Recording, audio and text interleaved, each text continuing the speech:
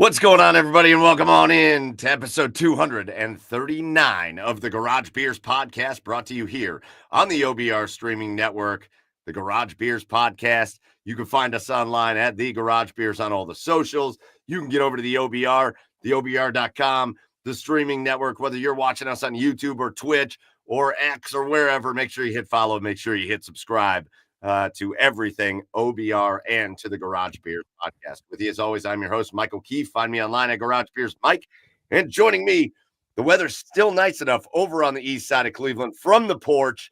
Find him online at Garage Beers Chad. It's Chad Meyer. What's up, Chad? Yeah, nothing. How are you, Mike? I'm losing my mind. Oh yeah? Yeah. It's been a night. It's been a night. Okay. You can ask our friend here, Chef Brian K, because I just wrapped up the Doghouse, my preview show for the Browns. I just wrapped that up 4 minutes ago. Okay, nice. Yes. So it's been a night. It's been a night. Yeah. We're here, we're back, and we're ready to talk Browns and Cavs and Buckeyes, and we got a show. Well, I'm watching the Cavs right now, and for the first time, by the way, this year, I'm able to watch them, live on TV. I don't know. It's just, I love the comeback, but this feels like one of those games that we're just not going to be able to get that one extra stop that we need. Maybe we will. I don't know. But yeah.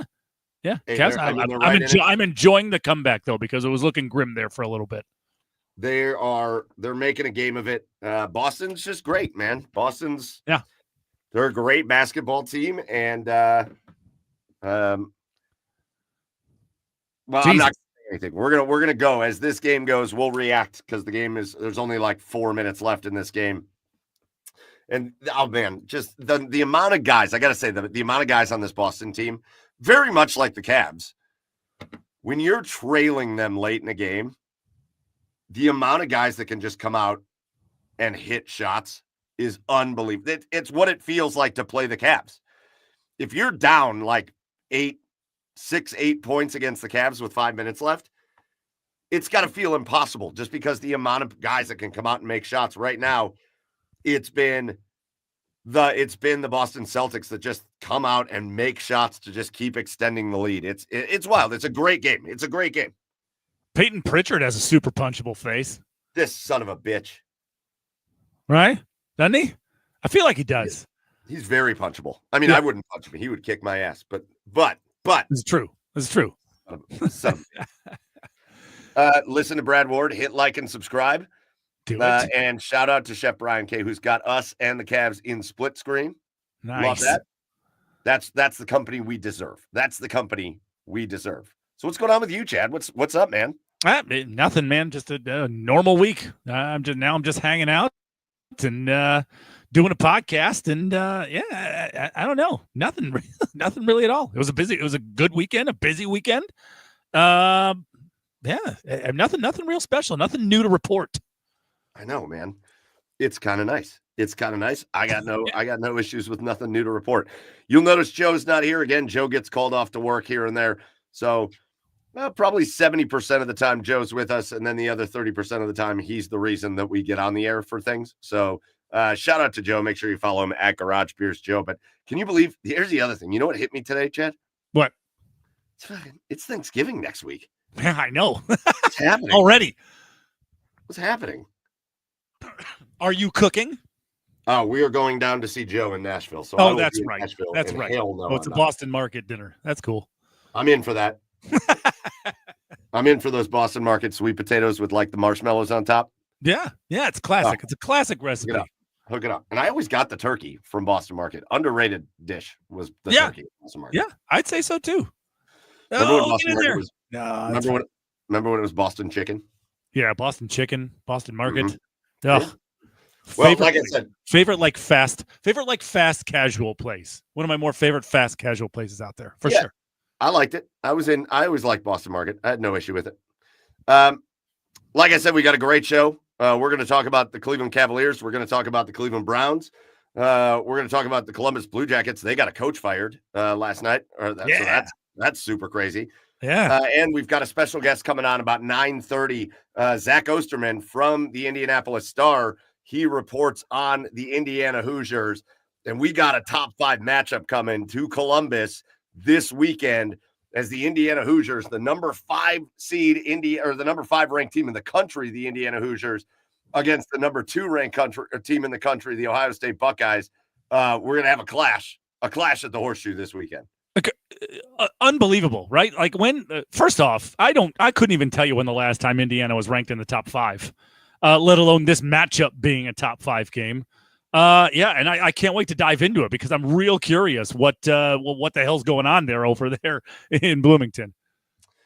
Yeah, and listen, they haven't stopped talking with that new coach, and they have not stopped. They've not stopped talking. So I'll be really excited to hear Zach's take on this game. Yeah.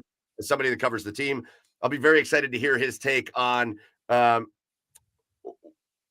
what happens to Indiana if they lose this game, because that's been a hot topic of conversation. Is this Indiana team a playoff team if they lose this game but then win out? I don't know. So we'll talk. And potential devastating news out of Columbus tonight. There's a hot rumor going on right now, which is not good. That's Seth McLaughlin is rumored to have sustained a serious injury in practice today. So hopefully it's not true. We'll see. Yeah. Well, listen, we're going to get into all of it. We're going to do our asshole of the week, our cheers of the week, and all that. But can't do it without starting with our garage beers of the week. So, Chad, what are you drinking tonight for garage beer of the week? Man, my buddy Dominic Plavny, this was a couple of months ago. He shoots me a text. He says, "Hey, going on a little vacation with the family," and he goes, "We're driving through." He goes, "We're going to go to Ocean City, in Maryland, and driving through Delaware as well. We're going to go stop by Rehoboth Beach or whatever." And I said, "Yeah, that's my spot. Like that's my spot." So he's asking me for recommendations, and I told him, as you're swinging through on your way to Ocean City and stopping in Rehoboth, go ahead and stop by Dogfish, right? The food, first off, the food there is great. I mean, it's not like Michelin star or anything, but the food there is great. It's very tasty. And then I said, you want to stop in the store out front because they have all these cool little one-offs that you can't get in Ohio, and they can't, get yourself some Worldwide Stout. Obviously, it's a standard pickup there for any Dogfish visit. But fortunately, I have a good friend in Dominic Plavny. As a good guy, he also picked me up some Worldwide Stout. So that's what I'm indulging in tonight. Oh yeah. Yeah. We're going and for the percenters over there. I'll say for those of you who don't know this, who haven't, maybe this is Chef Brian K. Maybe this is the first you heard of this. I'm ongoing to need one of these. Yeah, that's it to feel how I want to feel. The full one. You just that'll do. That'll do. Chad's going to have a great night and a headache in the morning. That's it. Sounds like a good time. That's it. I love that. Gregory's talking about his beer. He's got cold Keystones and doing some electric projects on a rolled ankle. So, hey, hope your ankle feels better, but the Keystone should help with that. Look at you performing on a bum ankle, right? Unlike Baker Mayfield. Look at you performing, Greg. With an injury. I don't think we can be talking trash about anybody. No, we can't. We can't. But actually, it's fun. We're going to start. I know the Cavs are wrapping up their game. We'll get to them just so we can talk about the game. We'll start with the Browns because I don't have more than 15 minutes I want to dedicate to the Cleveland Browns in this episode, to be honest with you. But I've got Masthead. This is called Robot Santa's Christmas Ale. Nice. After the robot uprising, you'll be leaving Robot Santa a Christmas ale brewed with cinnamon, ginger, nutmeg, coriander, honey, and orange peel. Ooh. So it's the whole story. It's got a whole story behind it. Masthead Brewing is one of the best breweries we have here in Cleveland. And I can never find the logo. There's the logo. You guys can't see it anyways, but that's the beer. It's delicious. Nice. Yeah. Chef Brian K is drinking a West 6th Brewing IPA from Lexington, Kentucky. Okay. Home of the Wildcats down there. So shout out to that one. Yeah. All right. So, Chad, let's start with the Cleveland Browns. Sure. Because we've got Zach. Zach's coming on around 9:30. So until Zach gets here and we talk about the Buckeyes and the Hoosiers and real football, right? Let's talk about the Cleveland Browns, who are now 2-8. Mike, what fools we were. Honestly, what fools would joke is completely on us to think that the Browns were going to do anything good 2 years in a row, right? To do anything good. I said. 2007, right? Remember the hype we had going into that following year? Oh yeah. Amazing. We're so excited. Nope, joke was on us. Right? Kansas City, Sorensen, Dirty Dan, hit to the head. So excited next year. What happened? Nope. Playoffs last year. What's going on this year? Oh, we're shitting the bed big time. We're just pooping down our legs. Big pile of shit at the bottom of our legs. I can't wait for the season to end. And at least we don't have to wait that long before we're another game closer to the end of the season. What is it? Okay, so I tried to figure this out. To be honest with you, I feel bad almost. I did the doghouse, and I really had like a plan to go into the doghouse. And that was really a big part of the theme that I had, Chad, was I don't know why we thought that we were going to do things the way that we hoped the Browns were going to do them, because they haven't done it 2 years in a row since they've been back ever, not one time. Nope. But what do we attribute that to, Chad? Like, what do you attribute that to? Why can the Browns not, why, even under Kevin Stefanski, and he's been coach of the year and all that, why can't the Cavaliers put it together multiple years in a row? Or the Browns. Did I say the Cavaliers? I don't know. I was watching the Cavs. Why can't the Browns put it together 2 years in a row? You could, okay, so like 2007, right? You could point to like Derek Anderson, right? He's been a career backup. You didn't know whether he was going to be a flash in the pan, right? You didn't know. You didn't trust that, right? After we went and hit Dirty Dan, with the Dirty Dan hit in the Kansas City game that next year, you had all the confidence in the world in the offense and Baker Mayfield, right? But you still had questions on defense. Like, how were you going to place, the linebacking core needed to get better. The secondary needed to get better, right? Grant Delpit wasn't coming into his own then, right? This year, I have no fucking clue, Mike. I have no fucking idea why. All right. It was the same roster with, it was a newer offense. It was the same fucking roster. It was the same defense, the same dominant defense that you had last year, right? Sure, you were minus Nick Chubb, but they made the running game work last year. Deshaun Watson, I guess. Or maybe that was it. I don't know. There's one thing you can point to each and every one of these years, the year after they put together a winning season, that I guess you just don't have confidence in. I don't know. I don't know. I'm searching for answers here. I'm throwing out hooks to see if anything bites. I don't know. I really don't, because everything about this organization going into this year said, outside of Deshaun Watson, said, okay, we got something going here.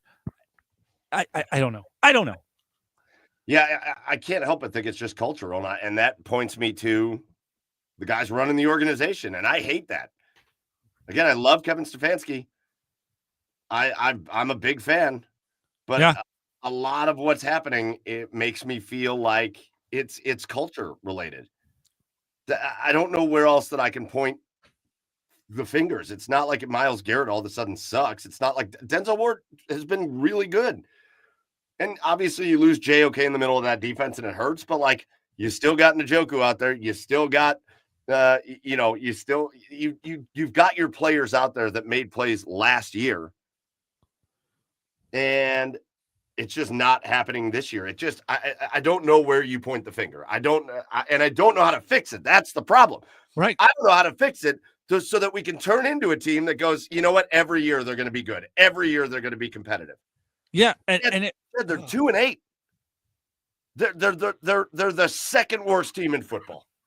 They're the second worst team in football. Yeah. And I don't know. And it's, as far as a culture thing goes, like, it makes sense. But then you look at the other factors that play into that. Kevin Stefanski is a 2-time coach of the year. He didn't all of a sudden just forget how to coach. Like, I don't know. I have no idea. Is it, when it comes to Stefanski, because I do think there's conversations that are worth having. When you're 2-8, you got to talk about the coach. Oh, sure. It's inexcusable. When you're 2-8 and Kevin Stefanski is he lacking in terms of where they are as a culture? Is he a really good coach, X's and O's on the field kind of guy, but like culturally, is he lacking? Like, that's what I'm trying to figure out. Yeah, I don't know. So much is made of how he acts on the sidelines. Who knows what he is like behind the scenes? That's something only this team can answer. Yeah. And I mean, if you're looking at the body language, if you're looking at the just the way this team is playing this year, yeah, it looks like it is a problem. But it hasn't been a problem for the last 3 years, though, that he's been here. But all of a sudden this year it is. I don't know. I have no idea. I like this question from Gregory. Is it possible that the team itself quit on Watson and then that just bled forward into where we are now? Yes. Sure. Yes. Sure. Yeah. 100%. That's possible. Yeah. It's very possible. I mean, I mean, I think a lot of these guys, it's reasonable to assume that a lot of these guys just hated Deshaun at quarterback, hated what he was doing, and wanted to change. But maybe they felt like, maybe the players felt like he was being forced down their throats, like he was being forced down our throats, and it's a problem. Yeah. Well, here we are, Chad, 2-8. Yeah. There's nothing left to play for. There's nope. Legitimately, there's nothing left to play for, which I also think is where you can learn about some of the guys on this team. Sure. Juan Thornhill. Yeah. I think you can learn about some of the guys on the team. I think the guys that are going to go out there and give you max effort, right? Myles Garrett's going to go out there and give you max effort. Denzel Ward's going to go out there and give you max effort. David Njoku and Nick Chubb are going to give you max effort. From what we've seen, the wide receivers are going to go out there and give you max effort. Right. And we're going to find out about some of these other guys, though, and what kind of effort we're going to see. But 2-8, you just got your absolute dick kicked in by the New Orleans Saints of all teams. Right. You made it look it's the easiest win of the Saints season. Right. That's what happened. The easiest win of the Saints season happened in New Orleans. Of the 2-7 Saints season. Well, now they have 4 wins. Oh, yeah. Sorry. My bad. 4 wins. And now, here we go, Thursday Night Football, which is a saving grace. Our Sunday is saved. Yeah. Because Thursday night, the Browns and the Steelers, it's the two polar opposite franchises, isn't it? Yep, it sure is. It's the Steelers that won't die. Right. The Steelers that they're not going to be bad even years they should. Right. And the Cleveland Browns that fall apart at the slightest drop of a hat. Right. And that's what's going to happen. That's what's happening in Cleveland on Thursday Night Football in freaking prime time awesome. This week. I can't wait. How we feeling? How we feeling about this game against the Pittsburgh Steelers? That's going to be a bloodbath. It's going to be an absolute bloodbath. The Steelers' defense is way too good, and this Browns offensive line, it sucks a whole butt. And I don't see that this Browns team getting anywhere close. I think Jameis is going to throw a lot of interceptions, and I just think this is they have no chance. They have no chance. Yeah, I know, and everybody's thinking. No, that thought crossed my mind as well. Like this would be just a random, because we all talk about those random games that the Browns win, that bad teams win that are not supposed to, right? This very well could be one of those games. But I don't know. I have no reason to pick them. I'm putting these posts up here. So we had Brian talking about spoiling the Steelers at home field. We had Sean talking about winning on Thursday. We had Klinger, Steelers ripe for an upset, and he's a Steelers fan. Sorry, I didn't mean to call you out like that, Klinger.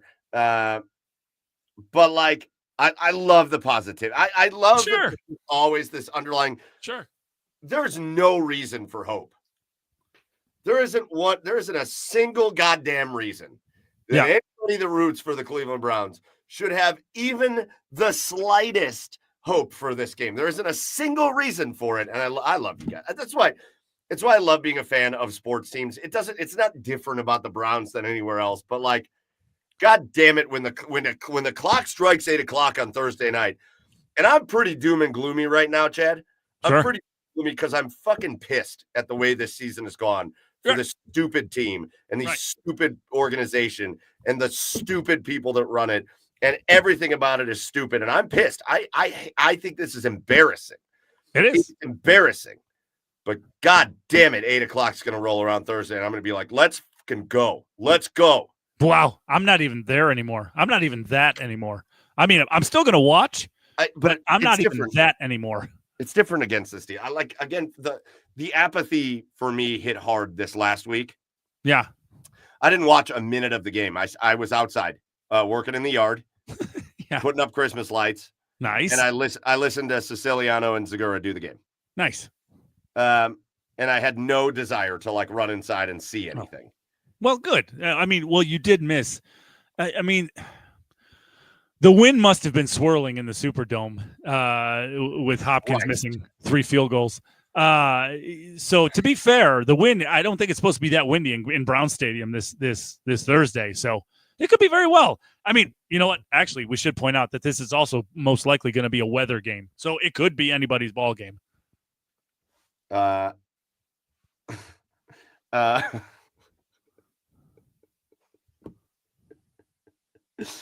sorry. I can't. I just gotta. Well, you can't do that and not say it. We're not going into this. Oh God. We're not going into this. I just got a notification on my phone. And it took everything. That's an I'm going psycho laugh right now. Like that's like an I'm going crazy laugh. No, listen. I'm not going there. We're not going politics. We're not going politics. Look at me in my eyeballs. We're not going politics, except for the fact that it just got announced that the upcoming new head of the Department of Education has been named. Chad, when I tell you, you're going to laugh. Linda McMahon has been named the head of the Department of Education. That's right. WWE co-chairman and co-founder Linda McMahon. Sorry, awesome. It just came across on my phone. I thought you were going to say Kid Rock. At what point? I mean, it's coming. Yeah. Sorry, I couldn't. Sorry, I know. I don't want to go politics. We're not going there. It's amazing. But Linda McMahon. Amazing. Okay. All right. Okay. Yep. Gregory H says no fucking way. Yep. Absolute way. Anyways, we're off of that topic. I don't know that I think it's going to be a bloodbath, Chad. I almost called you Brad. I don't know that I think it's going to be a bloodbath. Yeah. Again, the Steelers have only played in close games all season long. I don't know that that's going to change. I think again the way these two teams are going to play each other, I think it's going to be close. I can't pick the Browns. There's no part of me that can pick the Cleveland Browns to win a football. I am not picking the Browns to win any game for the rest of this season. Nope. I'm not doing it. Nope. Can't do it. Won't do it. Tank season is in full effect. Although I don't even know what the hell they're going to do with that top pick, with the top pick. But tank season is in full effect. And you've already got, if you want to go get that quarterback, my guest Mark Bergen on the Doghouse said, what do you do? What are the Browns going to do moving forward? I said, hey, listen,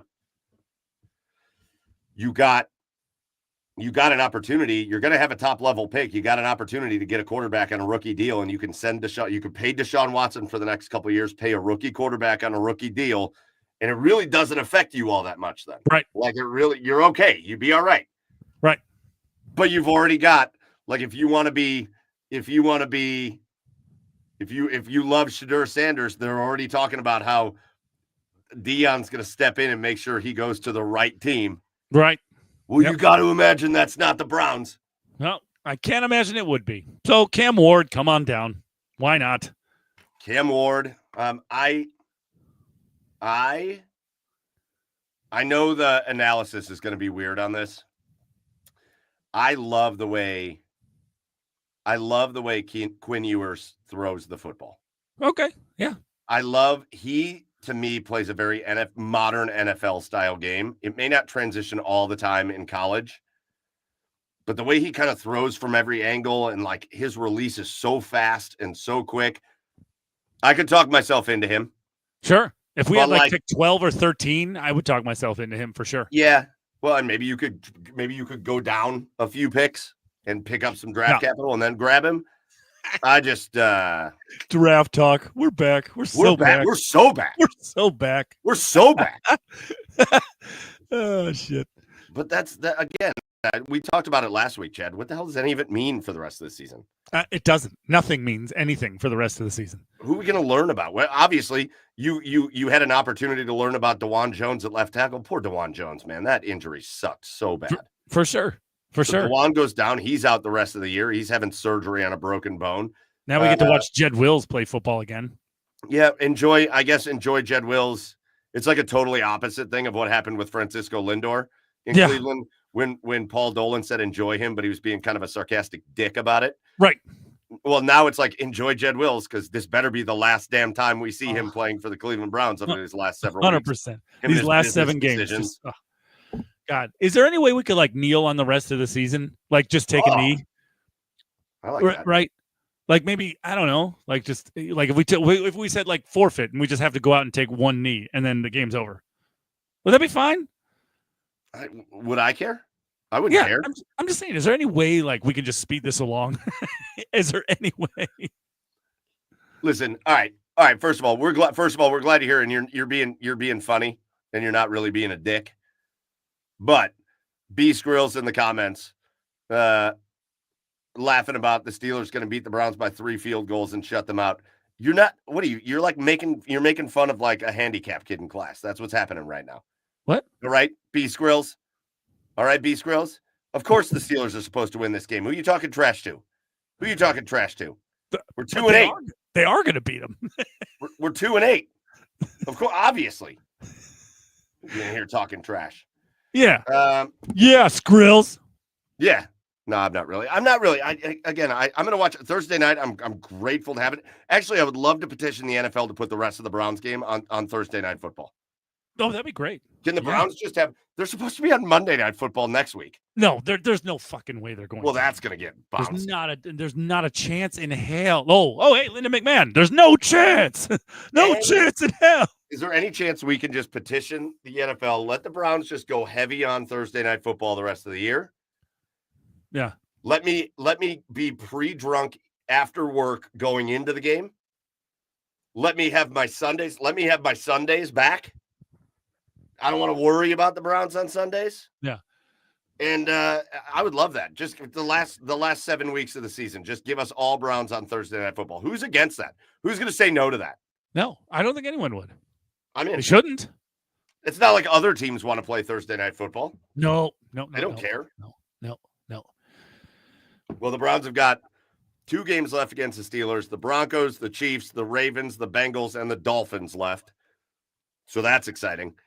And Chad, give me your final score prediction for this week's game, Browns-Steelers, Thursday night. Ooh, okay. 24-6. Yep. 24-6. I'm going to say, and that's scoring a touchdown and Hopkins missing an extra point. I'm going to say 16-13. Okay, all right. Browns lose. I know. This is kind of entertaining. Brian, we know, man. Brian, listen, we appreciate it. They don't flex Thursday night games, only Monday night. I think they should make they should make an exception for the Browns. Yeah. And they should put it all at I don't know, 7:30 in the morning. That's what I said online. Did you? Yeah. Probably going to flex the Browns out of that Monday night game. And I was like, they should just put it Wednesday at 2 a.m. Just right. Something. Get it done. What country wants does Budapest, Hungary want a game? We'll go over there and play. Yeah, sounds good. What's Singapore doing? Can they host a game? Just send it over there. Who cares at this point? I actually think it'll be a close game. I think defensively the Browns match up okay. And here's a question from Sean. Do the Browns score 20 or more points the rest of the season? No. In any game? Well, they could possibly do it against Cincinnati. Outside of that, no. No, but Cincinnati is the only game I'm giving them. I think they will. I don't know why they can't run the ball. And we know B Skrill says 9-0 Steelers. Listen, you son of a bitch. I get you son of a bitch. Yeah. It wouldn't surprise anybody. Actually, 16-13 does seem more plausible. Again, like I said, weather game. So you don't know. You don't know how it's going to be. Weather game or not. If it could be sunny and 97 degrees, and I'm picking him 16-13 in this game. Like that. Stop your face. Stop your face. You stop your face. Stop your face and chill your bones. My bones are chilled. Yeah. All right. Enough of this depressing, horrible stuff that we've had to talk about for the last half hour of the Cleveland Browns. Let's talk about something a little bit more exciting, because I do see that our special guest has jumped on in the background here. And this is what we are here to talk about tonight. Let's go. Because we got a top 5 matchup happening in Columbus at the Horseshoe this weekend. The unbelievable story of the undefeated Indiana Hoosiers, 5th ranked team in the country, coming in to take on the Buckeyes. Such a big game, a huge game with implications on who's going to go play Oregon. They announced today officially Oregon is going to be in the Big Ten championship game. I think we all knew that, but and this is the game with all the implications on who's going to go play Oregon for the Big Ten championship. 2 top 5 teams, Ohio State, Indiana. And to talk about it, I love this, Chad. Chad went and got us a great special guest who covers the Indiana Hoosiers for the Indianapolis Star, Zach Osterman, and we're going to bring him in right now. Zach, welcome into the Garage Beers podcast. How you doing? Sorry, I'm a little late. Oh, you're not. Listen, man, you're not late at all. We were just lamenting the fact that we have to watch the Cleveland Browns every week. So yeah, we were just sitting here complaining about the Browns drinking a beer. Well, I grew up in Atlanta, so you have my empathies. Oh, your deepest sympathies, deepest. So Zach, real quick, just because we start things off with our beverages, what was the beverage I just saw you? Yeah, I don't drink as much beer as I used to because it just makes me full. So I poured a glass of Rowan's Creek and I have a fridge that makes the giant ice balls. It's very helpful. Let's go. And I don't even remember where I got this. I didn't grow up in Indiana, but this has all the 500 winners up until 71 on it. Let's go. Nice. So. And I love the 500. I've covered it the last couple of years, and like it is, I'm not a racing guy. Yeah, I grew up in the South, but NASCAR was never my thing.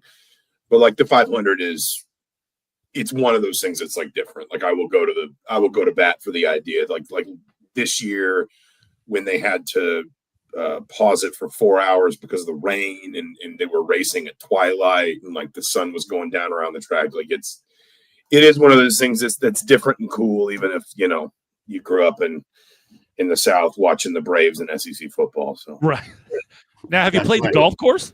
Have you played the golf course on there? I've never played the golf course. I don't actually live in Indy. I live in Bloomington. So gotcha. Okay. My Indy appearances are few and far between. A couple of years ago, I was in the newsroom, I think for the first time since COVID, and someone asked me if I was an intern. So that kind of gives you a sense for how often I'm there, which is, it makes sense, but it is still, I kind of run a one-man bureau down here. Okay. Speaking of, I spent one weekend in Bloomington once when I was a student at Bowling Green, and all I remember is some bar where they served like blue drinks, like blue. Yeah, that's upstairs. They're called AMFs, and I don't know if we're allowed to say on air what it stands for. Adios, motherfucker. Let's go. I don't remember a lot of it. I haven't had one in, I don't know, 15 years. I'm 37. Yeah. But yeah, if you don't tend to remember those if you remember much of the evening. If they do like a small one, at least they used to do a small one, and then like the 32. And if you went for the 32 ouncer, that was a statement of intent about your evening. Zach, you're relatively close. You're the young man on the show, so it was a long time ago that I was there. But that stands with me. As far as I remember being out, I remember having a great time. It's a great college town. Bloomington's a great college town. And then somebody got me back to the hotel. That's what I remember. That's I remember that night going. So Zach, let's talk about this matchup, and let's talk about, first of all, man, what a season it's been there in Bloomington.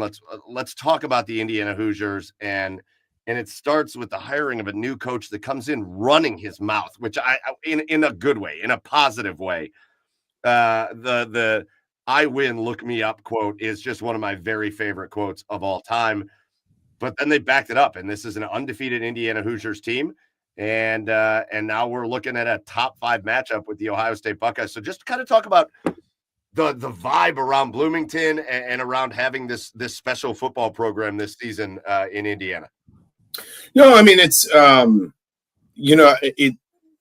thing about Kurt Cignetti, and I'm not going to pretend like, we have some special relationship or anything, but he's very much just kind of one of those coaches, like, this is who he is. He's a little bit brash. He's got a dry sense of humor. I had somebody else, and I forget who in the Ohio State sphere this week say, like, he's usually good for a quote. He seemed kind of reserved. Do you think he's more nervous about this week? I don't think he says he said at Big Ten Media Day, he said something like, you thought I was going to say something crazy. That wasn't quite crazy. He seems like a lot of coaches to reserve a lot of that stuff for the off season. He'll drop jokes in here and there, but like in season, he learned from Nick Saban, and he's got some of that Saban to him, where it really is just that ability to focus hyper intensely on like what's right in front of you and nothing else. And, almost in a way that just, you don't know if you would be able to, I think. And, listen, like any other coaching approach, it's only good if it works, right? Like, I've said this for years. I use Kirk Ferentz as the example. When I was good, maybe not recently, but like historically, when I was been good, Iowa fans love it. The stoic, sort of emotionless, tough, grinding football. And then when Iowa is 6 and 7, it's, the sports passing Iowa by, and Kirk Ferentz can adjust, and look at him over there on the sideline. He looks bored. Like, that it's all like all that's always going to be animated by whether you're winning. But as you said, like Kurt Cignetti's backed it up at pretty much everywhere he's been. He did 14 seasons as a head coach, 14 winning seasons now. I think there was, in fact, I know there was a level of optimism around Indiana this season. There was some encouragement at obviously Cignetti's resume, what he and his staff were able to do in the transfer portal, even before maybe we knew, Curtis Rourke would be as good as he's been, or some of these JMU transfers or whoever. The schedule undeniably set up well. Again, maybe we didn't think it would be quite this sort of straightforward to where it's been thus far, but 8 home games and, a trip to UCLA and a trip to Northwestern, you thought this is manageable enough. I picked them to win 8 games in the regular season in the preseason. And it was just kind of because I looked around and I said, I'm looking at this list of games, and I think they've got some combination of the better coach, the better quarterback, and home field advantage, and enough of them that I think they can win 8. Where all of that has kind of obviously gone up a level no one expected is the 10-0 start, and also the way that it's happened. Like somebody, we're talking on Tuesday night, and somebody asked Ward Manuel about BYU and how BYU went from 6 to 14 when they lost to Kansas, and he said it diplomatically, but he basically said, hey, they've had a good season, but they've also had some narrow escapes. Oklahoma State, Utah. SMU's a good team, but they only beat them by 3, and then they lose to Kansas at home. He didn't use Indiana as a comparison, but you could kind of like fill in the gap or fill in the blank if you're an Indiana fan, which is the difference is Indiana, with the exception of Michigan, has just kind of waltzed past everyone. Yeah. And in fact, other than Michigan, actually the times when we've thought, this might be a bigger test than normal for Indiana, they've been even more dominant than expected. UCLA, Nebraska, Michigan State. And so it's been kind of how it's happened. And that has undeniably fired up a fan base that actually, like, I've cited this stat a lot too. From 1994 to 2014, Indiana went to 1 bowl game. From 2015, if we just consider this a bowl season, we don't know exactly where Indiana is going to wind up, but they'll be in the playoff or a bowl game or whatever. From 2015 until 2024, so a 20-year span, they went to 1 bowl game. In the last 10 years, Indiana has gone to 5 bowl games, if you include this year, with 2 more 5 and 7 seasons across 3 coaching tenures. So there has been an improved level of success, and it's kind of built up, a couple 6-6 bowls, then the 8-4 season in 2019, then that COVID season, now this. And it's not necessarily like it's been linear and, oh, look at what Indiana's building, but it's more kind of the idea that this fan base has learned slowly what it feels like when football is a winner. And I think it was very much ready for this 3 years ago when we thought Indiana might, Indiana was ranked in the preseason after the COVID year, Michael Penix. Yeah. We thought Indiana might not necessarily win the league, but could win 8 or 9 games, could, really kind of like all the success they had in COVID. Maybe they could replicate some of that in front of their fans. And then they just kind of fell on their face. And Tom Allen really never got that back. This has kind of been a supercharged version of what everybody hoped that would be. And you've gotten the fan response, which is sellouts, tons of interest, ticket sales have skyrocketed. This is the most sellouts they've had in a season since the early 70s. Obviously Memorial Stadium only holds about 53, so it's never going to be, Columbus, Ann Arbor, Lincoln, wherever. But this is still, number one, a fan base that understands how to be passionate about sport, right? It's just usually basketball. But also, number two, it's just a very large fan base. It's one of the 6 or 7 largest living alumni bases in the country. So when you get that number of people fired up, you do get kind of a groundswell of excitement. And I mean, it's fair to say, I've said this to a lot of people, I mean, this is a football town right now. And that's not necessarily even because, basketball's bad. They're ranked, and I think people are still a little wary of the Woodson project, but in general, they're excited to see what that team can do, but they just don't care right now. That they're prepared to sort of check back in on basketball, for better or worse, probably in January. And that's because of what this football team has done. Yeah. I mean, you leading it perfectly into my next question here for you, Zach. And that's, where the hell did this come from? Okay. Okay. Kurt Cignetti, I love the hire, right? I mean, the guy has a swagger about him, and clearly this team has taken on that swagger that he brings. But I mean, if you would have said at the beginning of the season that this Ohio State Indiana game is going to be a top 5 matchup, right? And Indiana is going to come in at 10-0. Nobody saw this coming, right? I mean, you said yourself 8 games. You saw this team winning 8 games, but nobody saw this coming, right? It's funny because I said I picked 8 games. I have a friend who actually grew up a Michigan fan. He's from Kalamazoo, and he saved this text message that I sent our group in February when I was kind of doing some throwaway spring practice, 5 things to watch kind of thing. And I said I don't want to alarm anybody, but I see a path to Indiana being 9-0 going into the Michigan game. And he saved it. And when he sent it back to the group, the week of the Michigan game, and he said I saved this thinking we'd all have a laugh about it, basically, when right. Indiana got here. And what's funny is that group is really mostly former IU reporters and beat writers. It's not even fans, but it's just that. That's even for us, not emotionally necessarily, but even observing this, we all can see what Indiana football's been and all the times it's been close and not been able to get over the hump in this game, or some horrendous disaster has befallen it, some horribly timed fumble or something. And so it was kind of this joke of 9-0 going into Michigan, and I think the reason that probably the most fundamental reason that anybody would have thought that, or even thought that was possible, was because of what you talk about, which is Cignetti.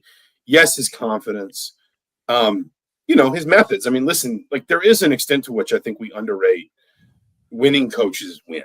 And I know that sounds simplistic, but when you have a MAC coach that, I think Jason Candle's another good example at Toledo. Yep. I'd be fascinated to see, because he was one of the other sort of seriously considered candidates for this job. Because when Indiana fired Tom Allen, they had a firm idea of what they wanted. They wanted a head coach with about as extensive of a track record as they could find of winning. They didn't necessarily need it to be at a certain level, but they wanted somebody who'd run his own program for a long time and had a lot of success.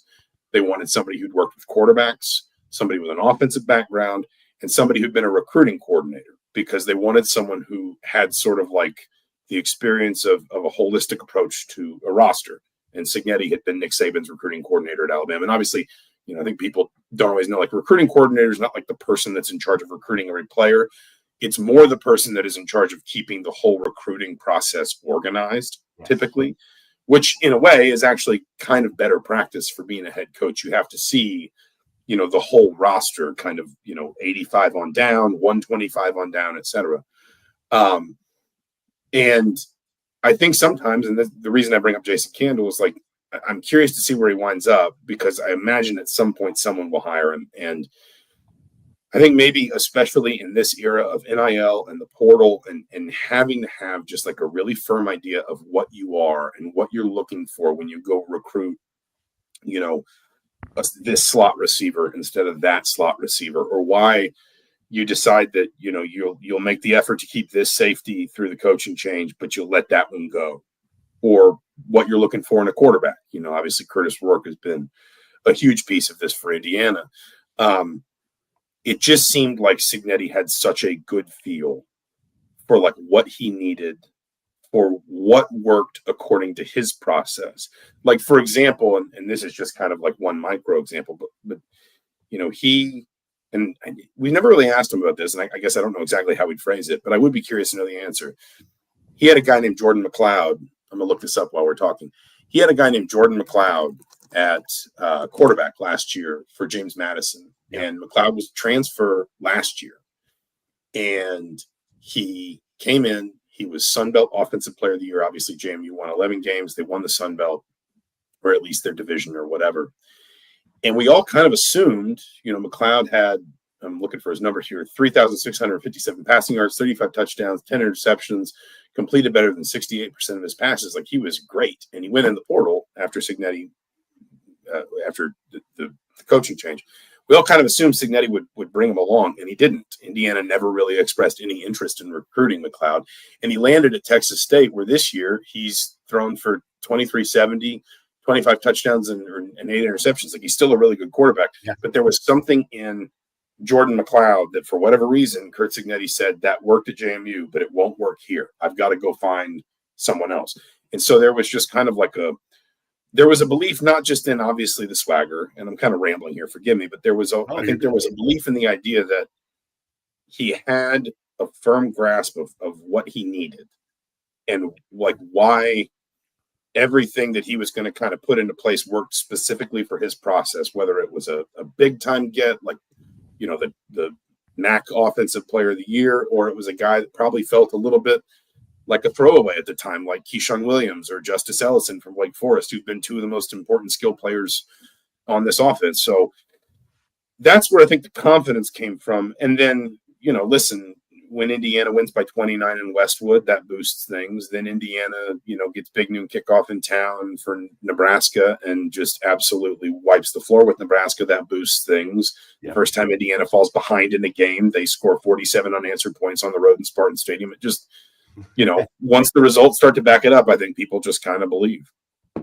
So, listen, I want to phrase this the right way, because I don't want to poo-poo what Indiana has done at all this year, because of kind of what you said, right?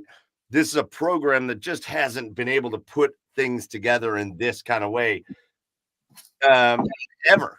It's been a long time. And it doesn't matter. Like, a win against Michigan is a big win. It doesn't matter what Michigan has done. A win against Nebraska is a big win for Indiana, no matter what Nebraska has done. But realistically, and I kind of want to hear your thoughts on just what you guys are saying about this game with Ohio State. The schedule for Indiana is undeniably, it's been favorable this year, right? Because the non-season schedule is not, they didn't have any big non-season opponent or non-conference opponents. I'm sorry. Florida International, Western Illinois, Charlotte. And then the teams that you thought in the Big Ten might have a year. Nebraska has wound up being like, what a great start for Nebraska, and then tough the rest of the year. And Michigan is undeniably just a significantly worse off version of Michigan. And Michigan State with their new coach trying to figure things out. And they have gone through their Big Ten schedule without playing. I mean, right now, as it stands, and again, not to poo-poo anything, Zach, but right now, as it stands, there isn't one team on Indiana's schedule that is currently ranked as of this day. Now, they may have been ranked when they played Indiana, but as of right now, there isn't one ranked opponent that they have played on their schedule. So not just how excited is everybody to play this game in Ohio Stadium and at the Horseshoe and all that, but really, how excited is everybody to kind of see as like a a measuring stick of where this team really is? Because I think you're going to find out this week kind of where this team really is in terms of the schedule they've played, and now you're going up against the blue blood, right? The Ohio State, a top 5 team, and a team that wants to compete for a national title. No, I mean, listen, all that is perfectly fair. Like, if you look at ESPN's, and I've got them up on my monitor here, that's why I'm looking away from the camera, but if you look at ESPN's FBI rankings, Indiana doesn't play anybody in the top 8 in the Big Ten other than Ohio State this year. Indiana's best wins are currently, obviously, Michigan at 43, Washington at 44, and Nebraska at 51. Like, those are the only teams inside the top 60 that Indiana has beaten this year. And some of those were higher, if you it's a different metric, but I was able to go back and find Bill Connolly's S&P Plus ratings. And I think Indiana had something like 4 top 35 opponents. I forget what the exact number was in the preseason. Michigan was there. Washington was there. I think Maryland was in the top 40 somewhere. And those teams just kind of have not held up. And, from the 10,000 view, like, Indiana's kind of a fascinating test case of what do you do with one of these super conference teams when, Indiana, or the Big Ten rather, plays 9 games. The SEC doesn't even play 9. It still plays 8. The Big Ten plays the extra game, and still this is possible where you have a team that just because the schedule is so unbalanced winds up not playing anybody, else around it in the conference. And it's really not, Oregon and Penn State have played tougher schedules, but it's really not just Indiana. Ohio State plays all 3. The other 3 don't play each other. Right. So, like that sort of thing. Obviously, we had kind of the other extreme back in the Big Ten East where the 3 biggest teams in the conference just beat each other up all the time. Right. But that sort of thing didn't happen when you had we had a sorting mechanism. What do you do with a team like Indiana? Because you're probably going to get one again. Whether Indiana, listen, if Indiana wins at Ohio State, goes 12-0, okay, that kind of answers all questions. But if Indiana loses at Ohio State, you're going to get another maybe 1-loss team from one of these big conferences, one of the 2 big conferences that just by virtue of the way the results fell out wound up getting a more favorable road than expected, a more favorable road than other teams around them. What do you do with a team like that in a 12-team playoff where, hey, you have the room to accommodate them, but you also are not sure yet? And I think, I don't know if I buy, there's been a lot of discourse and I grew up in the South. Like I grew up, waist deep in SEC football. I love it. I loved it. I'll defend it until the end of time. I'm also able to look at like the SEC sort of media apparatus and recognize like how it works. And so much of this sort of Indiana hasn't played anyone, look at all these 2-loss SEC teams. So much of that really is being driven, kind of by everything orbiting around the SEC.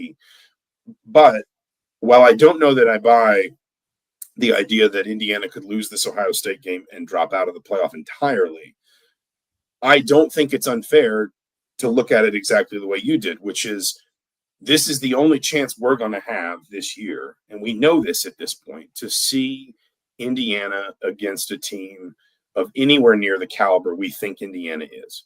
And not, whether you see them as a national title contender, a Big Ten title contender, just a team that should be maybe at the back end of the playoff. You don't think they'll win it, but you think that they deserve at least to get a berth and have the opportunity.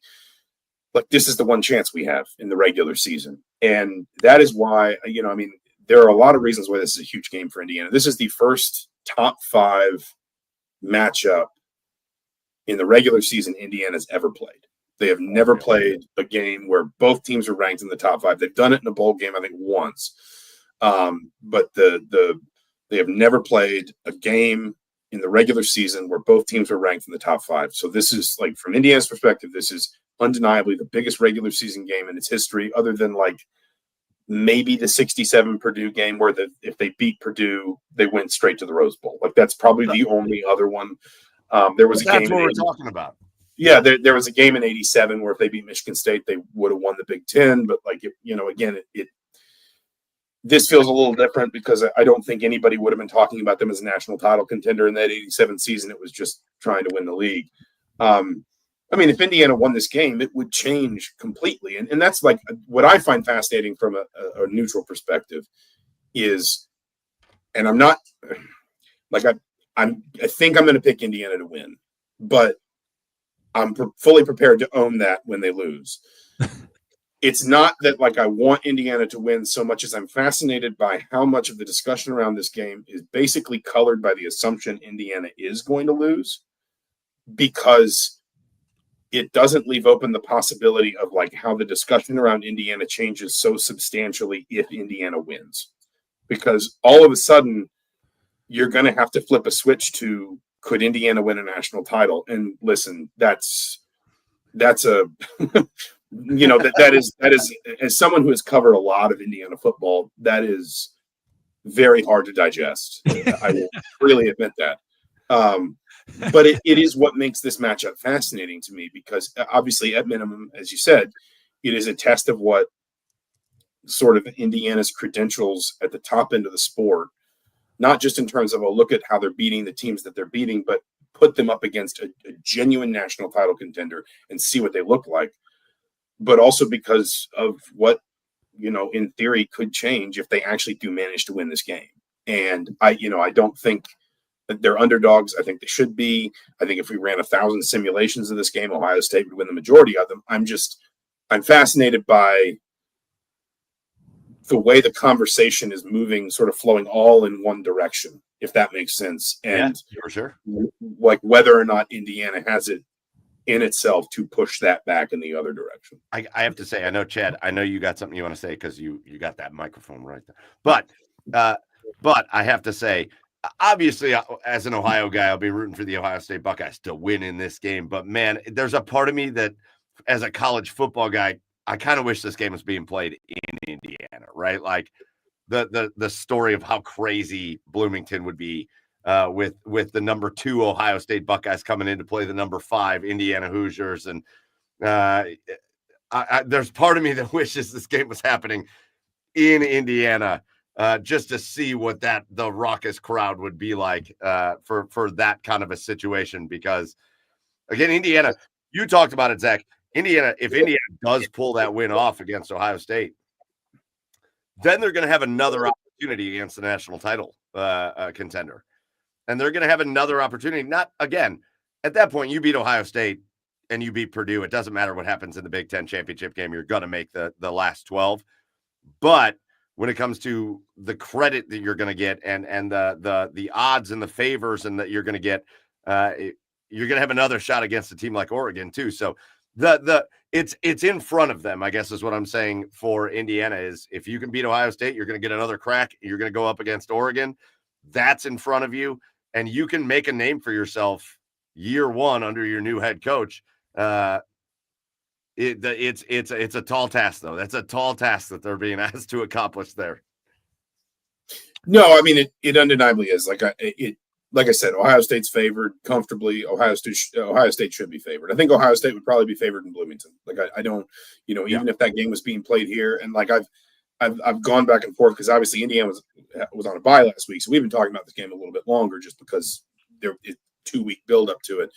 I've kind of gone back and forth as to like which favors Indiana, being at home or being on the road in a game like this. On the one hand, if you're at home, you kind of get that sort of sense of destiny. You have your home fans behind you. Right. It would feel a little bit like when Indiana played Kentucky in 2012 and Kentucky was number 1 and Indiana basketball, and Indiana was trying to rebuild, and Indiana hits the game-winning shot at the buzzer and all that. On the other hand, I think especially with a bye week, if you're at home, I think you risk it, like almost kind of like the pressure building up too much.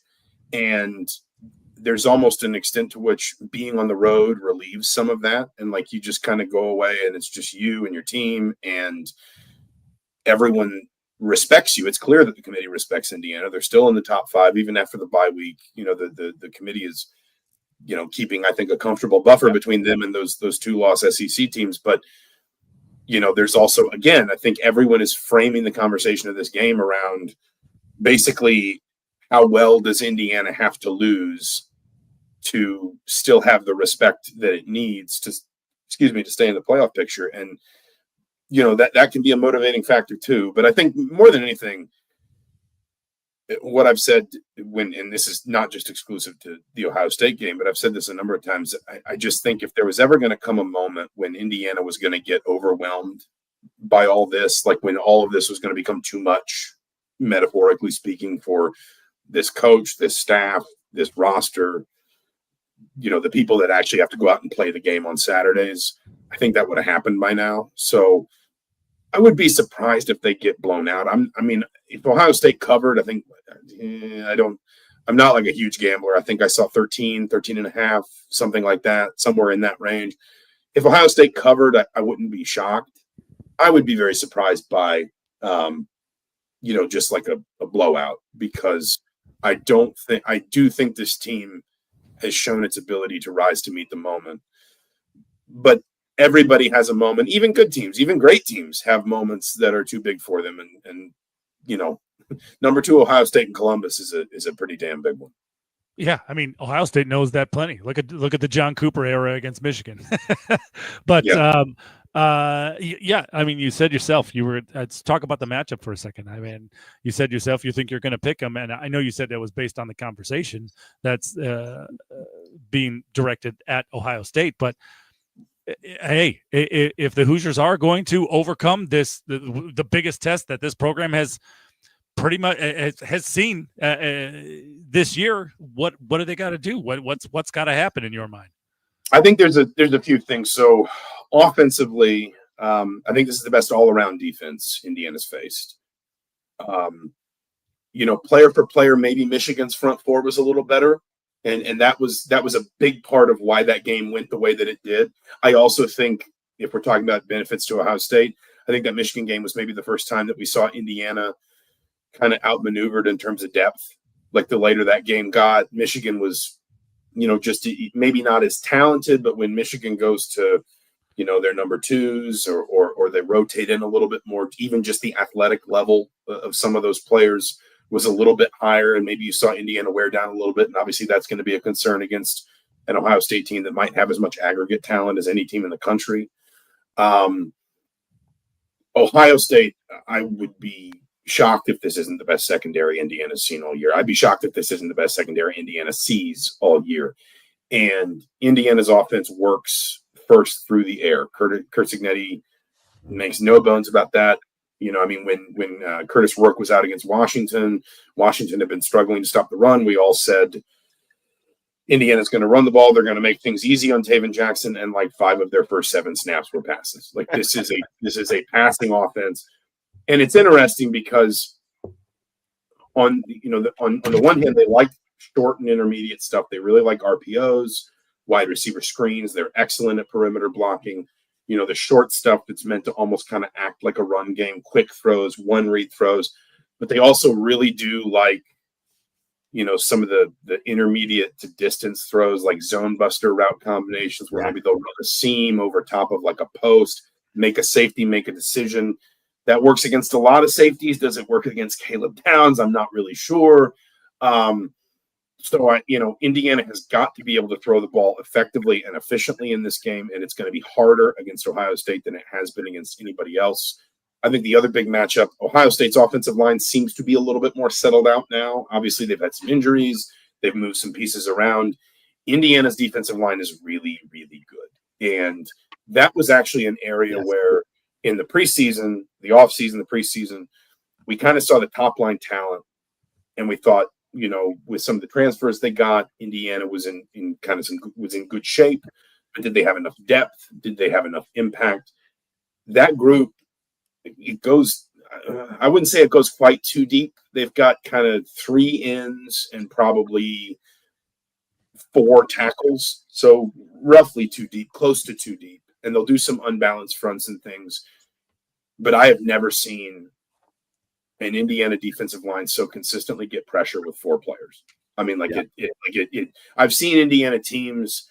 I don't. Well, I guess I haven't looked at like all the numbers. I don't know that I've seen an Indiana team that was this consistent in its ability to pressure quarterbacks, tackles for loss, havoc plays. Against Michigan, they pressured the quarterback on 21 of 34 dropbacks, which is just. I mean, no matter what your situation offensively, that is an insane number. And it's funny because they didn't have any sacks. The week before they had 7 sacks. They didn't have any sacks against Michigan, but they pressured Michigan on something like 18% more of their dropbacks. They do all that. Rarely, they don't blitz. Like they don't. I mean, they'll do some stunts and some creative stuff. Especially with kind of their sort of, I forget. I think they call them the rover. Basically, that sort of free defensive back, that extra guy that's out there. They'll do some creative stuff with him, but for the most part, it really is just 4-man rush, and no one has really slowed them down yet. Washington maybe had a little bit of success with it because Will Rogers could get the ball out kind of quickly, but that front 4 can create pressure so consistently on its own. And on the one hand, Ohio State historically is probably as good as any team in the conference, offensive line wise, right up there with Iowa and Michigan. On the other hand, because of the injuries, because some pieces have moved around, is this a vintage Ohio State offensive line? Is this an Ohio State offensive line with some weaknesses Indiana can exploit? Because if Indiana can get pressure, if Indiana can bottle up the run game with 4 or 5, and then get pressure with 4 or maybe at most 5, then I think that creates a situation that Ohio State maybe has only seen from like a Penn State, where Ohio State wins the game, but they've got to work for it. It's a physical game. They only score 20 points. Or in Oregon, and I'm not even sure that Indiana's defense isn't better than Oregon's defense, which is not the sort of thing I would have thought I'd say in the preseason, but there's a lot of things about this team I wouldn't necessarily have expected to say if you Zach, rewinded this 3 months. Just to throw this out there, news kind of broke today about a potential devastating injury on the Ohio State offensive line that happened in practice today. And now I've seen the Columbus Dispatch has reported on it. But apparently their kid that was on his way to probably an All-American at center, Seth McLaughlin, the guy they had come in as a transfer out of Alabama, they have reported that he was down with a serious Achilles injury in practice today. So and that's tough too. Indiana lost a kid to an Achilles a couple weeks ago. Like that's tough when you don't have a lot of prep time left. Like, I mean, like you lose a guy like that. I mean, I guess a center is even worse than a guard, but you lose a guy like that and you got to slot somebody in behind. Like you can say next man up, but we talked about this a lot around here when Curtis Rourke was injured and Taven Jackson stepped in. You could say next man up, but the starters at this time of year, they get 90% of the reps in practice, and you can't give the backups those reps, like, because the starters need them. The starters need the prep time. It's no knock on, your 2s, but your 1s need that time. So, I mean, again, I think those are the 2 really big matchups to me. And I'm sure what will happen now, because I have this gift of being absolutely wrong all the time. Both teams will rush for 300 yards and attempt 15 passes. But to me, the 2 big matchups in this are Indiana's whole pass game, because the other thing is Michigan was the first time we saw Indiana really struggle to protect Curtis Rourke. Like it was pronounced, how much Indiana was struggling to protect Rourke in passing situations, especially in that second half. So Indiana's whole passing game, protecting Rourke hitting those short throws, those timing throws that kind of get him in rhythm. And then can Indiana attack downfield? Do they even try that much when you have such talented defensive backs led by, Caleb Downs might be the best safety in the country on the one side of the football. And then on the other, it's basically that offensive line and its ability to hold back Indiana, because Indiana has been so disruptive. And that's what this defense, if you look at the profile of Kurt Cignetti's defense, Brian Haynes is his defensive coordinator. If you look at Brian Haynes' defense as James Madison, it was really disruptive, typically just with a 4-man rush. A lot of, if you want to look at the statistics, a lot of playmaking from the defensive linemen, and then a couple linebackers that didn't rotate out very much, making a lot of the tackles, a lot of the plays, and just freeing up the secondary to not have to worry about overloading against the run, and being too exposed one-on-one in passing situations because they play a lot of man-to-man. This is what it looked like at James Madison. We did not know that maybe Indiana would be able to have that kind of success so quickly, coming over. We all thought in the preseason the offense would be okay between Curt Cignetti's background being offense, the fact that 4 of the 6 assistants he brought with him from James Madison were on the offensive side of the ball, all the players they got in the portal on offense. We all kind of thought Indiana should be able to move the ball and score the ball. We thought defensively was where there would be some holes, and there would be a little bit more growing pains, a little bit more time needed to get some things up and running. And that, I think, has been the difference. And I don't think people have talked about it maybe as much as they should. One, because of who Indiana's played, and that's fair, because if you're not playing the best offenses in the league, then you're not getting the best tests. But 2, because I think the offense has just been so effective in some of these games, and Curtis Rourke is, drawing all the attention that a quarterback typically does and so forth, that I don't think until the Michigan State game and the Michigan game, people really appreciated how good Indiana's been defensively and how good that front in particular has been. And if that group is able to get to Ohio State, bottle up the run a little bit, and make Will Howard uncomfortable, that's a big deal for Indiana, because I mean, Indiana's got good DBs. Do they have DBs enough to slow down the skill players Ohio State has? Obviously, starting with Chris Carter 2.0, we'll see.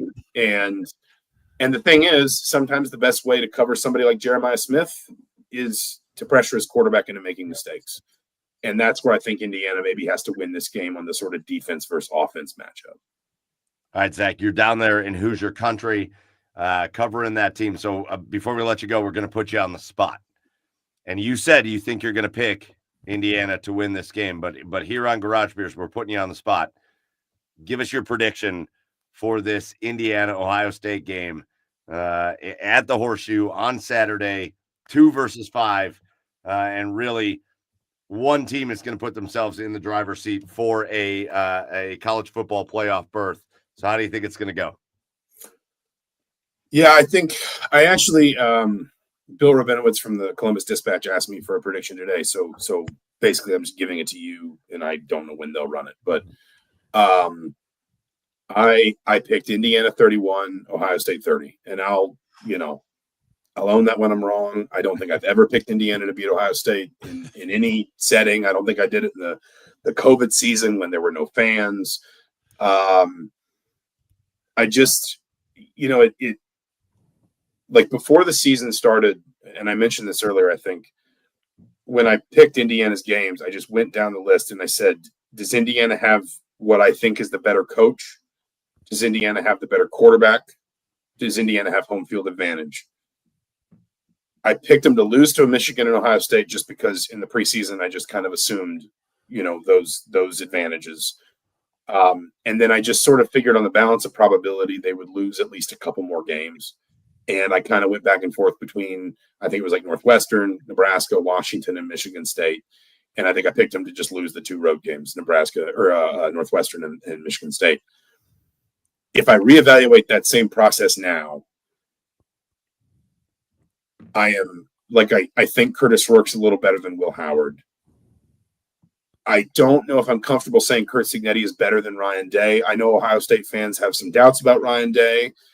There's a part of me that looks at Ryan Day's career record and says we'd all be so lucky to have doubts about a coach who's 73-8 or whatever Ryan Day is at Ohio State. But I think that is probably even. Obviously, Ohio State's going to have the home field advantage. And so I guess I would narrowly come out Ohio State in that very, very blunt instrument sort of evaluation of this game. But the other thing I can't shake is the thing I mentioned earlier, which is there seems to be such an assumption that Indiana is going to lose this game. And I understand why that is. Like, believe me, whether it's because of what Ohio State is, and again, I think Ohio State might pound for pound be the most talented team in the country. It's certainly whatever that list is. You don't have to, what's the old Bum Phillips quote? Like, I don't know if he's the top one, but I know when they call roll, it doesn't take long. Like Ohio State is very close to the top of that list if they are not at the top. But I do see some, like that offensive line, defensive line matchup, for example, I do see some areas where I think Indiana actually may have, at least on paper, a distinct advantage over Ohio State. And I think, and I'm always skeptical when you get a team that clearly is good. Like how good, to our conversation earlier, how good is Indiana? We're going to find out. But Indiana is very clearly I don't think it is too much to say Indiana is clearly a playoff caliber team when you consider the way they have beaten teams, their statistical, sort of metrics in all phases, whether you use standard numbers, advanced numbers, whatever. Like Indiana is clearly one of the 8 to 12 best teams in the country this season. And they've got playmakers on both sides of the ball. They have sound quarterback play. They have, for the most part this season, been really good along the offensive line. They've got playmakers at skill positions. They sack the quarterback and tackle teams, and get tackles for loss and turnovers, like basically about as well as anybody in the Big Ten, if not in some cases better. And yet we are approaching this as though like there's just this assumption that Ohio State's going to win. And I haven't really gotten wrapped up in all the brand bias stuff. Like that's for fans. I think the whole like, well, if they had Michigan's helmets or Georgia's helmets or whatever, like that's, I think that's for fans. And I don't think, especially in a 12-team playoff, I don't think the committee is going to get overly swamped by that kind of stuff. Yeah. But I would say that if this were Michigan, I don't know that necessarily Michigan would win the game. But if Michigan had Indiana's profile, Indiana's record, Indiana's schedule, everything, I don't think we would be looking at this matchup and saying, as a sort of rote assumption that Ohio State's going to win just because Michigan hasn't played anybody. We would be saying Michigan's dangerous. It's at Ohio Stadium. Ohio State should be favored, but this could be one of the great Michigan-Ohio State games.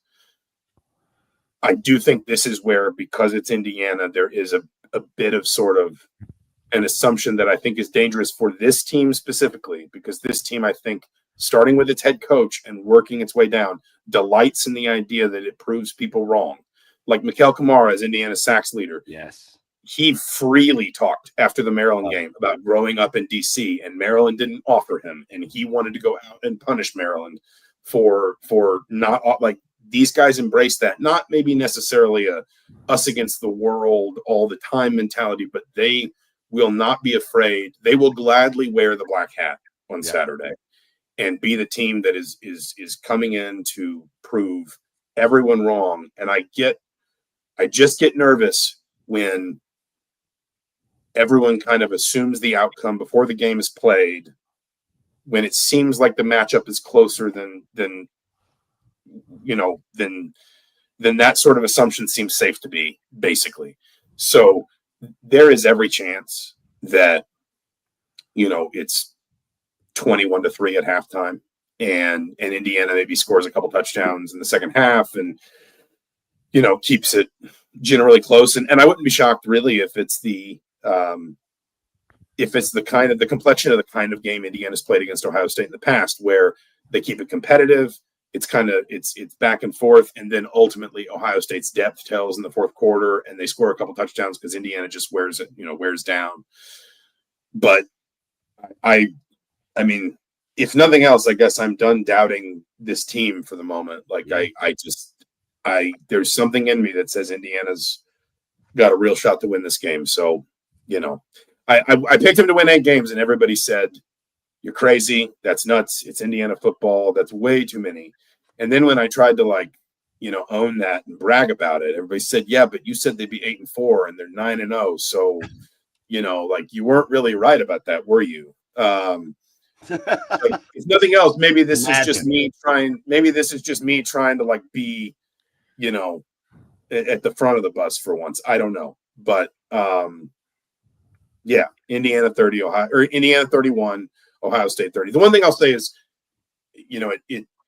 I don't think Indiana can win a low scoring game because I think I think Indiana can keep a game low scoring like Penn State, Ohio State 20-13. But I think in that sort of situation, it comes down more to having like an individual playmaker do something remarkable. And I would back Ohio State to have that player in Columbus do that rather than I think Indiana's got to win a game where there's some points and where Indiana's got some offensive rhythm where maybe they need a score on a fourth quarter drive and they don't have to just kind of summon something that hasn't been there for, 30 minutes, if you know what I mean, to get it done. So I think it has to be a higher scoring game, not necessarily a shootout, but a higher scoring game if Indiana wins it. Yeah, sure. 31-30 Indiana, and I'll wear it if I'm wrong. Zach, this is an Indiana team that has scored 43 points per game this season. They have not had an issue putting up points. But again, coming into the Horseshoe on Saturday in the biggest game in a long, long time for the Indiana Hoosiers. It's going to be a fun one. It's going to be it'll be interesting. I always think it's interesting when we cover a team like Ohio State that it's a program that's used to these kind of games, right? Ohio's used to these big games, end of the season, playoff implications out the wazoo, Big Ten championship implications out the wazoo. It's always interesting to see, how teams are preparing coming in, how teams are talking about it, how writers and reporters are talking about it. And Zach, I got to tell you, it's been awesome just catching up with you, talking about the perspective of Indiana and the Hoosiers coming into this game. And I think it's great. I don't think if you like college football, even if you're the most staunch diehard Ohio State fan that just wants to coast into the Big Ten championship, to have a team like Indiana have the season that they are having down there, and coming in and giving you that test, because I think a lot of people are going to pick Ohio State. I think I'm going to pick Ohio State in this game, but I think those tests are worthwhile. And to have another test on the schedule before, if Ohio State manages to get that win before going into the Big Ten title, I think is awesome. So I think it's a great season down there in Indiana. I think there's so many things to look forward to for the Indiana Hoosiers. And this is just the first of a lot of those things, because who knew we were going to have national championship playoff implication football between Indiana and Ohio State ever. It's been a long time since then. So it's been awesome hearing you talking about it, hearing all about the Indiana Hoosiers, how you feel about them coming in. And again, I think anybody that thinks this is going to be a cakewalk for the Ohio State Buckeyes is fooling themselves. This is a really good Indiana football team. It's a really good offense. It is a defense that is going to pressure the quarterback. They've done it all season. They're good at turning the ball over. And it's going to be a fun game. It's going to be a fun game in the Horseshoe this week. So I would imagine it's going to be very fun down there in Bloomington, even though it's an away game, as Bloomington will probably wake up very early on Saturday morning to get prepped and to get kind of lubed up for this game. And it's going to be a ton of fun. So, Zach, man, we really appreciate you coming on to talk about it with us. Yeah, no, thanks for having me. It's fun. I mean, it's selfishly, like I said earlier, I grew up in the South, and I always kind of knew I wanted to do this. And I went to IU for college, and I just kind of met a girl and got a job and just kind of settled down. But the thing I always kind of grew up wanting to cover was big time college football. So it's it's who knew I can't say that I expected it to come this way, but there's an old saying in journalism that you don't cheer for a winner or a loser, you just cheer for a good story. And like this is a pretty fun story. So we'll see where it goes. I appreciate it, man. Zach, go follow Zach online at Zach Osterman on Twitter from the Indianapolis Star. Zach, thank you so much for joining us. And let's have a little fun on Saturday, and we should have a great ball game. So enjoy your time down there in Bloomington. Are you going to be at the game? Are you covering the game in Columbus? Yeah, we'll drive over Friday night and cover it and then drive back Saturday. Because the thing is, I got to cover a soccer game Sunday and then on Monday I'm getting on a plane to the Bahamas because basketball's got 3 games in Atlanta. So we're just it is an absolute, not that I'm complaining about going to the Bahamas, but like it's, this time of year it doesn't stop. So yeah, it's crazy. Well, have fun in Columbus. Have fun in the Bahamas. Say hi to the sun for us. We're going to see them. We'll see the sun again in May. But, we appreciate your time, man, and thanks so much for jumping on with us. Thanks for having me. It was a great talk. All right. Thanks, Zach. How about Zach Osterman from the Indianapolis Star? Appreciate Zach jumping on and talking about Indiana, Ohio State. Man, tons of insight out of Zach. Tons of insight. Yeah, for sure. I totally disagree with him. I think Ohio State is going to run away in this game. But I think Indiana's offense can keep them in this game. And I do think, Chad, I think the injury to McLaughlin could be a major storyline in this game because Indiana's good at pressuring the quarterback and they're really good offensively. That could keep this game close, but I still think Ohio State's just got too much. Yeah, it could keep this. Yeah, it could keep this game close, but I think eventually Ohio State's going to pull away. Eventually, I think this is one of those games that feels like it's going to be close until the fourth quarter, and then Ohio State's going to get that touchdown to put it away. I think this is a motivated Indiana team, and there's something about. I've said it before, and I know this seems maybe cliche, maybe kind of ridiculous, but there's something about a team that takes on the identity of its head coach. And right now, this is a confident bunch in Indiana coming in. So I don't think it's going to be a blowout, but I think Ohio State wins this game by 2 scores, something like that. I think it's more comfortable for Ohio State. I think Ohio State jumps out early. I think Indiana scores a touchdown to make you think they might be able to get back in the game. That's how I feel like this game's going to go. Ohio State jumps out early because I do think there's a thing when there is a team that is doing what Indiana's doing and trying to be the new kid on the block kind of deal, that a team like Ohio State loves to put their foot on the throat early and get out to a lead. I think Ohio State's going to do that. I think Indiana will score once or twice throughout the course of the game that makes you feel oh, maybe we're going to have a good football game. But I think Ohio State's going to win this game fairly comfortably. I think Indiana's a good football team. I don't think they're a great football team. And you're not going to be a good football team and walk into the horseshoe and get a win at this point of the season. Yeah, we'll see. I mean, this is an Ohio State offense that feels like it needs a quarter to get going. So, it might be, first quarter. I don't know what it's going to look like. But yeah, I don't know. I still think Ohio State wins either way. Yeah. All right, Chad, I want to get to a couple other things, but we're already at 10:30. So let's just make it real quick hitters. Let's start with Asshole of the Week. We didn't even do Asshole of the Week last week. And what do you got, Mike? We're damn near about to pass it up this week. So let's do Asshole of the Week. What do you got? Oh, easy. I got easy. My asshole of the week. There's 2 assholes of the week. One of them damn near showed his asshole of the week on TV. It's Mike Tyson and Jake Paul. What a sham. What a joke. What a joke. What a joke. It's a joke. People watch that shit. Luckily I did not even turn on Netflix to watch it. Yeah. What a sham. If you did, it looks like you might have had been in a delay anyway.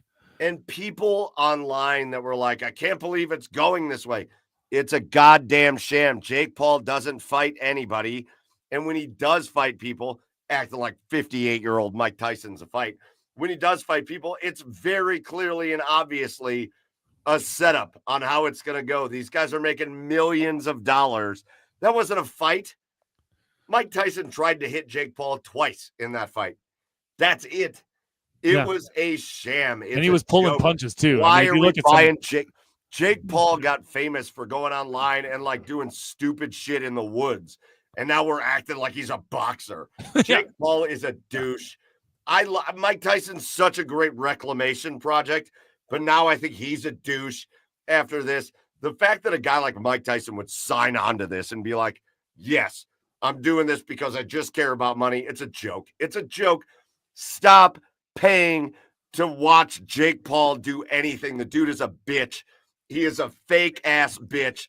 And he is my asshole of the week. I cannot stand this situation. I can't stand it. Okay. All right. All right, fair enough. Fair enough. Go on, Chad. Oh, okay. Well, I have two. I mean, my first one is going to be this whole Bronny situation again. I know it was all manufactured, like as far as the draft goes, and it was supposed to be like a cool moment, and it was watching LeBron and Bronny get on the court at the same time. And, there was a lot of questions surrounding it, but the fact that he is with the South Bay Lakers now, and the fact that he is too good, like the fact that he's only playing home games now, and because apparently he's too good to get on a Delta flight to go to away games. Listen, you know what? Fine. It's a status thing, whatever. I can sort of listen to that. But it doesn't. Again, there was the question surrounding Bronny's development as a basketball player. This just hinders it more. The fact that he's not going and playing these games and just staying in, whatever asshole. Well, we know who the asshole is in the situation, keeping him in the Bay Area, and not playing away games in G League. It's stupid. My other asshole, Allegiant Stadium. Did you see this shit? Allegiant Stadium, UNLV football game, one large pizza, and a bucket of chicken fingers. Oh, $653 fucking dollars. Go fuck yourself.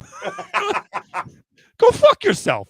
And you know what? I even got over it a little bit until I saw the itemized receipt online. $112 administrative charge. What the fuck does that even mean? What does that mean? Is there some secretary taking your order down there that's like you have to pay $112 to? What does an administrative charge mean? Yeah, it's wild. For fuck's sake. Acting like it's bottle service at the club, and it's like the worst chicken fingers you ever saw in your life, and like the worst pepperoni pizza. One large pizza. That's it. Yep. Yeah. Terrible stuff.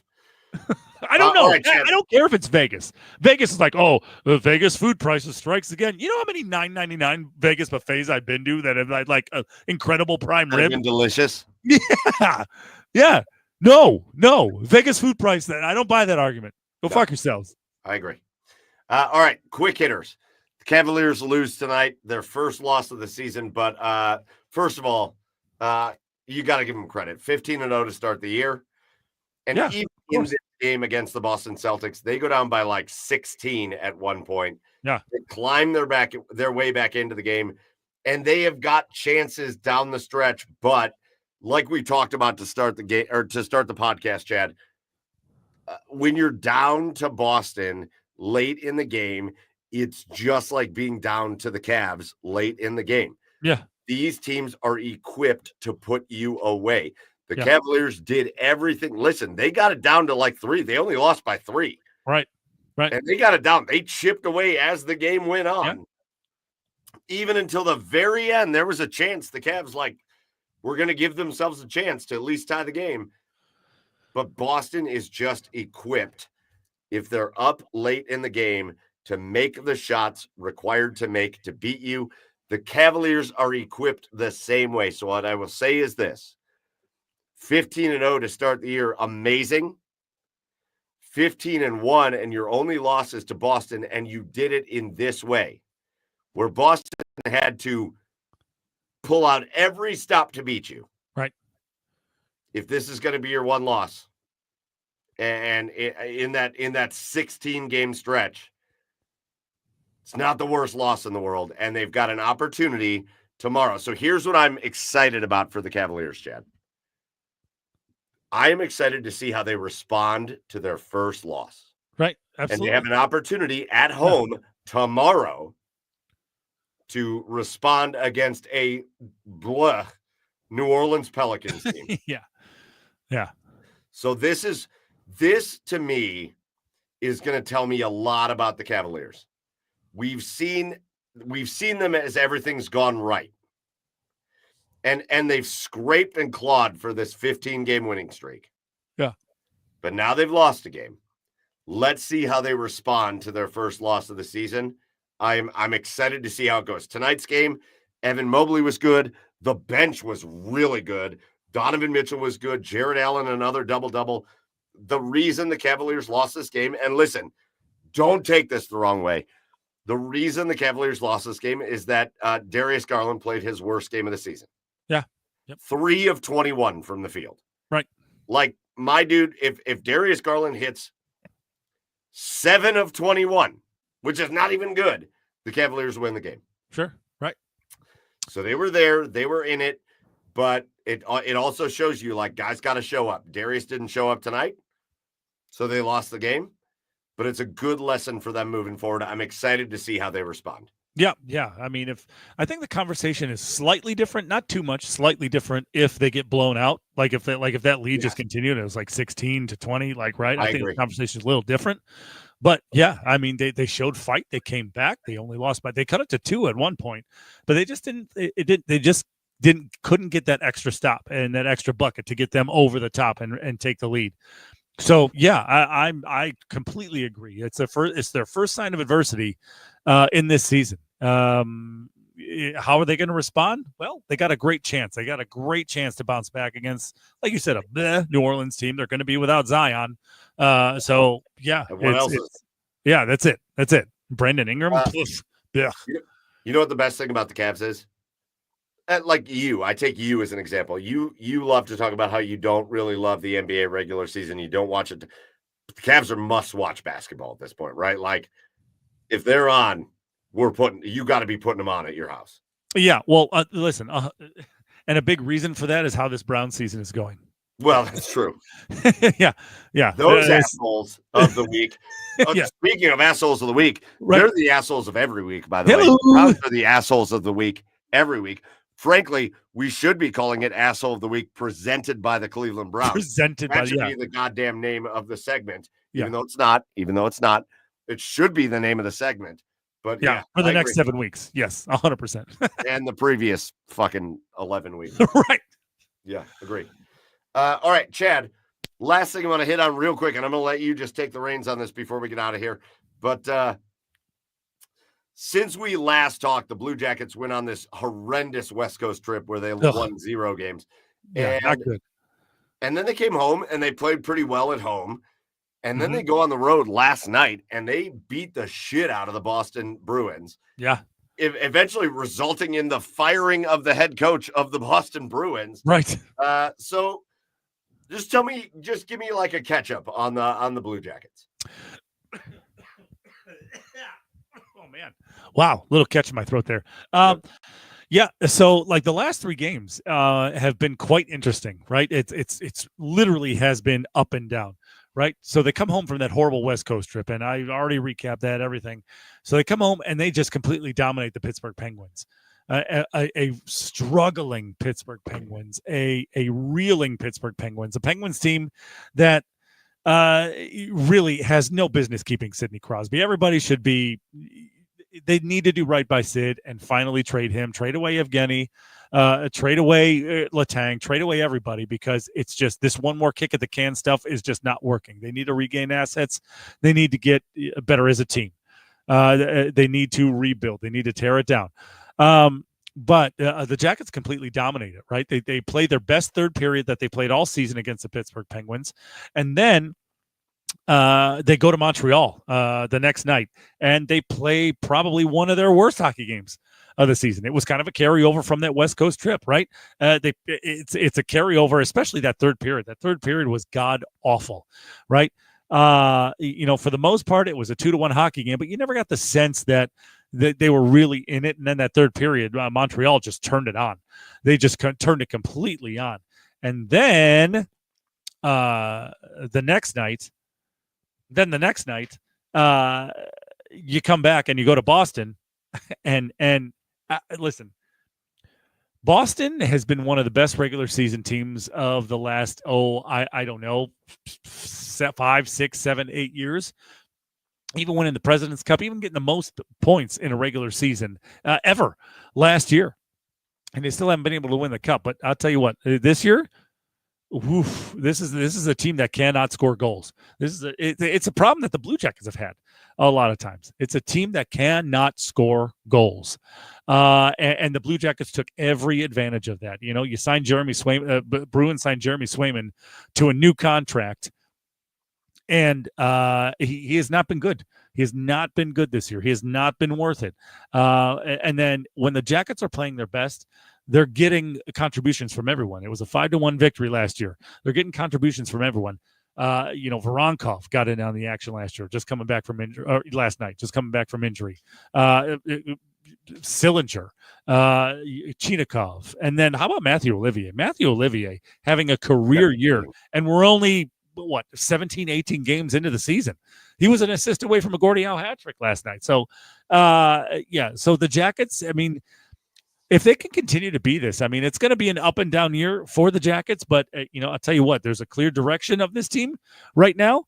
And, it's the thing that I like about it right now is even with all of the losses that they've had, right, they're bouncing back, right? Yep. It's the snowball isn't going, it's not snowballing on them, right? It's snowballing them on a little bit on the West Coast trip. Right?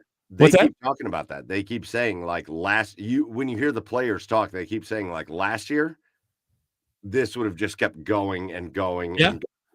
And this year we're figuring out how to stop it. Listen, that sometimes for a young team trying to learn how to win and trying to build a culture. We talked about this with the goddamn Cleveland Browns. When you're trying to build a culture, sometimes the first step is understanding how to stop losing. And so step 1, understand how to stop losing.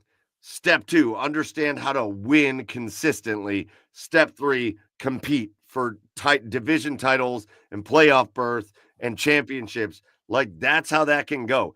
And right now the Blue Jackets are in understand how to stop losing phase. Yeah, exactly. Stop losing. And, and they've done it. They've done it. They ended streaks. They've avoided a long losing streak, and here they are. They've won 2 out of their last 3. So let's just keep it going. All right, Chad Meyer. It's been a blast. Let's call it for episode number 239 of the Garage Beers podcast, and let's finish with our cheers of the week, where we just go around and talk about things that are awesome. So why don't you kick us off, Chad? Why don't I kick us off? My cheers just goes to college football, man. This has been one of my favorite seasons in recent memory, and it's just because of all the chaos. The fact that all these mid-level teams are getting their floors raised, and it's right. Like I don't have to turn off Illinois and Michigan State now because it's a good football game, right? There's more good football to watch now in college football than there ever has been before. And I just love it so much. Man, anybody can we finally if you were against the expansion of the college football playoff, can we just admit you were wrong at this? Yeah, exactly. Look at the amount of teams that still think they have a chance. Right. Like, can we admit that you were wrong? And can we admit, like, we're still seeing, and we heard our special guest, Zach Osterman, who is an SEC guy, and my favorite team is an SEC team, and there's obviously an SEC bias, but we're talking about SEC bias for, like, the 10, 11, 12 seed. Right. We're not talking about how do we pigeonhole a multiple-loss Alabama or Georgia team into the 4 seed. Right. What do we – can we finally admit that anybody that was against this saying, oh, it's going to make the regular season not matter? You're wrong. There's not enough games for that. Yeah. They don't play enough games for it not to matter. Right. Right. College football has been amazing. Amazing. Perfect. I'm going to take it a step lower, though, Chad. I'm going to give a shout-out to high school football. Chad, you and I have done an incredible season here in Northeast Ohio. Yeah. And you and I are primarily the voice of Medina County football that doesn't have a voice. And so we are that voice, and it's an honor and it's a privilege. Right. For all of those teams in Medina County, from Wadsworth to Black River to Highland to Buckeye to Medina to Brunswick. And who am I missing? Missing Wadsworth, one. Black River. I said Buckeye. Yep. Brunswick, Medina. Did you hit them all? Highland. I said 6. There's 7. Highland. Listen to me, you bitch. Brunswick, What? Medina, Wadsworth, Highland, Black River, Buckeye, and Cloverleaf. Cloverleaf. There we go. Shout out to those teams. We've filled a lot of their games. It's been an awesome season. I don't know if it's going to continue. I'll be on the sidelines this Friday for Highland and Avon for the regional championship. And again, I think Highland's got a chance. Listen, I'm still picking Avon to win the game, but this is the most prepared Highland team that I think I've seen since we've covered Medina County. The fact that they running clocked Anthony Wayne last week, like, yes. There's a really good Highland team.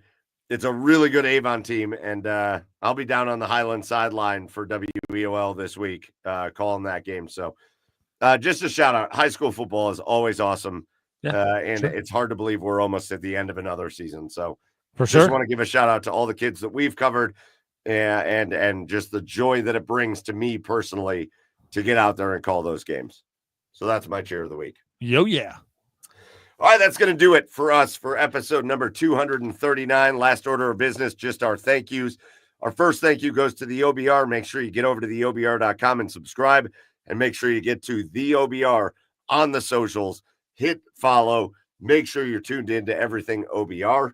Make sure you check out our special guest, Zach Osterman. A big thank you to Zach for joining us from the Indy Star to preview the Ohio State Buckeyes, the Indiana Hoosiers, happening at the Horseshoe this weekend. And Zach was great, man, giving us a really good in-depth view of this game as we get ready for 2 top 5 teams to face off in Columbus this weekend. Big shout out to Zach. And our last thank you goes out to all of you, everybody that joined us tonight. Over 600 people in here during the episode. Big shout out to you. If you missed the episode, remember, you can always catch us on Apple or Spotify or iHeart. We release the podcast